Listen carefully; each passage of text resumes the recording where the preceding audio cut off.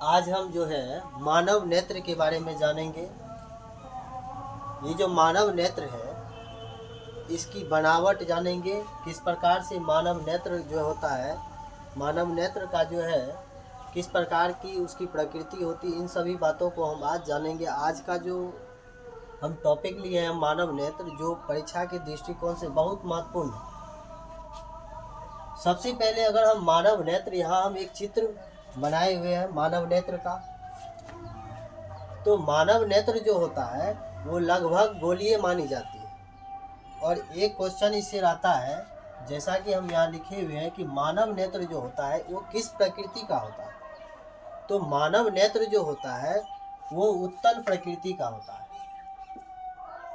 ये जो मानव नेत्र है वो उत्तल प्रकृति का होता है। और दूसरा लाइन हम लिखे हुए हैं यहाँ पर कि मानव नेत्र, जैसा कि इससे पहले भी हम चर्चा किए कि मानव नेत्र जो होता है वो लगभग उसको गोलीय माना जाता है। अब इसमें हम इस बात को जानेंगे कि मानव नेत्र का कुछ जो है भाग यहाँ दर्शाए हुए हैं, इसको हम लोग जानेंगे। सबसे पहला है नेत्र गोलक। नेत्र गोलक क्या है, किसको कहते हैं नेत्र गोलक? तो आंख के गोले को ही नेत्र गोलक कहते हैं। ये जो आंख का गोला होता है उसी को हम लोग क्या कहते हैं, नेत्र गोलक कहते हैं।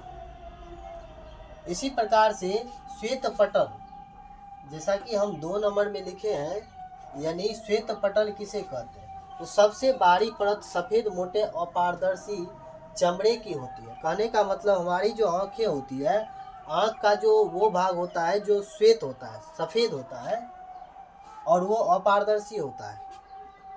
अपारदर्शी का मतलब हुआ जिसे आर पार नहीं दिखाई दे या आर पार नहीं प्रकाश प्रवेश करे, और वो चमड़े की बनी होती है, और उसे ही हम लोग क्या कहते हैं, श्वेत पटल या स्क्लेरोटिक कहते हैं। स्क्लेरोटिक, कई बार ये प्रश्न भी परीक्षा में आया कि स्क्लेरोटिक किसे कहते हैं।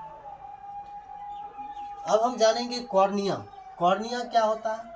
कॉर्निया जो होता है अगला कुछ भाग, जो हम जानते हैं कि मानव आँख का जो होता है कि अगला भाग जो है कुछ उठा हुआ रहता है। तो वो जो उभरा हुआ भाग होता है वो पारदर्शी होता है, जिसे आसानी से हम आर पार देख सकते हैं, वो पारदर्शी होता है, और उसे ही क्या कहते हैं, कॉर्निया कहते हैं। उस भाग को, उस जो आँख का भाग होता है, यानी अगला कुछ उभरा हुआ जो भाग होता है आँख का, उसे हम क्या कहते हैं, कॉर्निया कहते हैं। अब हम इसमें आइरिस के बारे में जानेंगे। आइरिस या परितारिका उसी को कहते हैं। आइरिस क्या है? तो आने वाली अपारदर्शी परत, यानी कहने का मतलब सिकुड़ने और फैलने वाली डायफ्राम के रूप में रहती है। कहने का मतलब आने वाला जो अपारदर्शी परत होती है वो, जैसे कि हमारा आँख जो है एक डायफ्राम यानी एक डायफ्राम के समान होता है। जैसे हमारे आँख का जो भाग होता है वो एक डायफ्राम के समान कार्य करता है। और जो हम सिकुड़ता है, आँख सिकुड़ता है, जैसे कि हम जानते हैं कि प्रकाश अगर अचानक हमारी आँखों तक आता है तो हमारी आँख सिकुड़ जाता है। या किसी चीज़ को हम लोग देखते हैं तो आँख को फैला करके देखते हैं। तो ये जो सिकुड़ने और फैलने सब होता है वो डायफ्राम के में वो होता है, उसे ही आइरिस या परितारिका कहते हैं। अब आता है दृष्टिपटल या रेटिना, जो कि बहुत इम्पोर्टेंट है, जिसको दृष्टिपटल या रेटिना कहते हैं।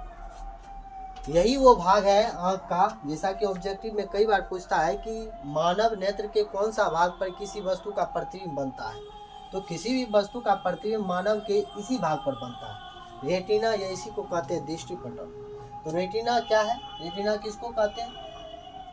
तो हम नेत्र गोलक की सबसे भीतरी सूक्ष्मग्राही परत को दृष्टिपटल या रेटिना कहते हैं। यानी कहने का मतलब नेत्र गोलक जो होता है हमारा, उसके अंदर सब सूक्ष्मग्राही होता है, एक परत होता है, उस परत को ही हम कहते हैं दृष्टिपटल या रेटिना। इसी प्रकार पुतली, हम लोग जो हमारे आँख में जो है, हमारा जो आँख होता है और वो जो ब्लैक कलर का एक भाग होता है जिसको हम नीला कलर भी कह सकते हैं, उसमें जो एक क्या होता है, छेद होता है, छिद्र समान होता है, उसे ही हम कहते हैं पुतली। अब सबसे इम्पोर्टेंट टॉपिक यानी समंजन क्षमता, ये क्या होता है? ये जो समंजन क्षमता होता है, हम जानते हैं कि आंख द्वारा अपनी सिलियरी पेशी के तनाव को घटा या बढ़ा करके हम क्या करते हैं, अपनी सिलियरी पेशियां जो होती है उसको या तो बढ़ा देते हैं या घटा देते हैं किसी वस्तु को देखने के लिए। तो अपने कहने का मतलब कि आंख द्वारा अपने शरीरी पेशियों के तनाव को घटा बढ़ा करके अपने लेंस की फोकस दूरी बदल कर दूर या निकट की वस्तु को हम लोग साफ साफ देख सकते हैं। इस क्षमता को ही कहते हैं समंजन क्षमता। जिस क्षमता के द्वारा हम दूर की वस्तु को, नज़दीक वस्तु को जो है हम अपनी आंख के तनाव को बढ़ाकर या घटा करके उस वस्तु को हम जिस क्षमता के द्वारा देखते हैं उस क्षमता को ही कहते हैं समंजन क्षमता। अब यहाँ हम दो चीज़ जानेंगे। और पहला चीज़ क्या कि स्पष्ट दृष्टि की न्यूनतम दूरी क्या है, जो कि बहुत इम्पोर्टेंट है। स्पष्ट दृष्टि की न्यूनतम दूरी, ये क्या होता है स्पष्ट दृष्टि की न्यूनतम दूरी? तो जिस न्यूनतम दूरी तक आंख वस्तु को साफ साफ देखता है, यानी इतना दूरी। अब देखिए ये जो हम जानेंगे अभी स्पष्ट दृष्टि की न्यूनतम दूरी, जो कि बहुत इम्पोर्टेंट है, परीक्षा में कई बार इससे सवाल रहा है, स्पष्ट दृष्टि की न्यूनतम दूरी। तो हम इसका परिभाषा अगर दे सकते हैं तो हम कह सकते हैं कि जिस न्यूनतम दूरी तक आँख किसी वस्तु को साफ साफ देख सकता है। हमारी आँख जो है कम से कम, जिस वस्तु को कम से कम दूरी पर स्पष्ट रूप से देख पाएगा उसे ही स्पष्ट दृष्टि की न्यूनतम दूरी कहते हैं। ये जो स्पष्ट दृष्टि की न्यूनतम दूरी होती है इसे हम डी से, कैपिटल डी से सूचित करते हैं। और हम मानव के लिए जो स्पष्ट दृष्टि की न्यूनतम दूरी है लगभग माना जाता है 25 सेंटीमीटर। कई बार ये जो है एग्जाम में पूछा गया है कि मानव के लिए जो है यह दूरी यानी हमारी स्पष्ट दृष्टि की न्यूनतम दूरी क्या होती है, तो वो 25 सेंटीमीटर होती है। ये जो है लगभग मानी जाती है 25 सेंटीमीटर।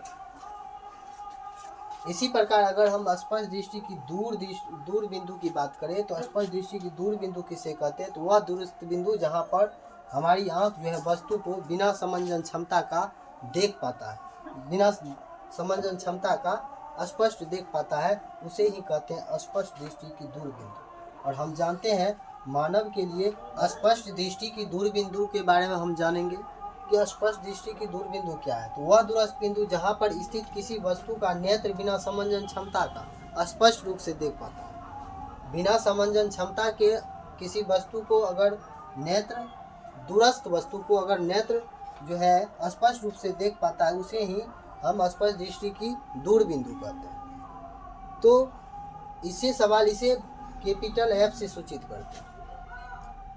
और यह सामान्य नेत्र के लिए माना जाता है अनंत, यानी स्पष्ट दृष्टि की जो दूर बिंदु है उसे अनंत माना जाता है। अब हम जानेंगे जो कि बहुत इंपॉर्टेंट है, परीक्षा में ये भी प्रश्न कई बार पूछा गया है। ये जो है ये है दृष्टिप्रास। ये दृष्टिप्रास क्या होता है?